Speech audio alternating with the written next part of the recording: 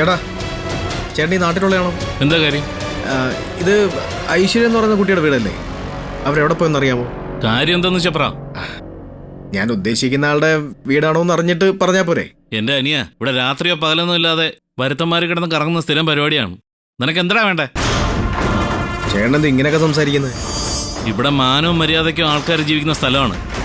ഓരോരുത്തകളൊന്ന് താമസം തുടങ്ങിയ ശേഷമാണ് ഈ നാടിന്റെ പേരൂടി നശിച്ചത്. നീ ഇവിടെ കിടന്ന് കറങ്ങാതെ വേഗം സ്ഥലം കാലിയാക്കാൻ നോക്ക്. ഹലോ, നിങ്ങൾ വെറുതെ ഓരോ പെൺകുട്ടികളെ കുറിച്ച് എന്തിനാണ് ഈ അനാവശ്യം പറയുന്നത്? പറഞ്ഞാ നീ എന്ത് ചെയ്യടാ? പറടാ, നീ എന്ത് ചെയ്യും? ഈ പ്രണവര് ശുദ്ധനാ.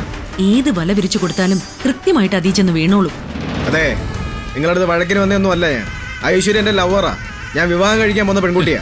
ബെസ്റ്റ്. ഇങ്ങനെയുള്ള വൃത്തിയായിട്ടുള്ളവരുമായിട്ടാണ് നീ കല്യാണം കഴിക്കാൻ. മര്യാദയ്ക്ക് സംസാരിക്കണം. എന്താ പ്രശ്നം? ദേവൻ കുറെ നേരമായിട്ട് ഇവിടെ കിടന്ന് കറങ്ങുന്നു. കാര്യം ചോദിച്ചപ്പോ മുട കാണിക്കുന്നു. ഇവിടെ എന്താണ് പ്രശ്നം? എന്താടാ? ഞാൻ ഒരാളെ അന്വേഷിച്ചു വന്നതാ. അത് നിങ്ങൾക്ക് എന്താ വേണ്ടേ?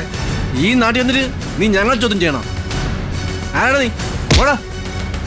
ആന്റി, എന്റെ ആൾക്കാർ പണി തുടങ്ങിയിട്ടുണ്ടേ. എന്താണ് ദേഹത്തോട്ടുള്ള കളിയൊന്നും വേണ്ട കേട്ടോ. ദേഹത്തോടെ നീ എന്തിനാ ഇത്രക്കാരൻ വരുന്ന വെറുതെ വിടരുത്.